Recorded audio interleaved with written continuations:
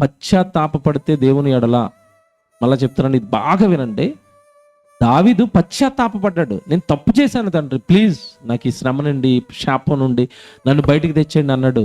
పశ్చాత్తాపం దేవుడు పెట్టిన శాపం నుండి బయటికి తెచ్చేసింది దావీదుని. తెచ్చిందా? తెచ్చింది. ఇప్పుడు మన మీద ఏదైనా కీడు ఏలుతున్నా, శాపం మన మీద ఏలుతున్నా, మనం పడవలసింది కూడా ఏంటి చెప్పండి? ఇప్పుడు పశ్చాత్తాపడండి, లోబడండి. చేసిన తప్పులు, మనుషులు ఎలా తప్పు చేసావా? నీ భార్య దగ్గర తప్పు చేసావా? ఒప్పుకో వెళ్ళి.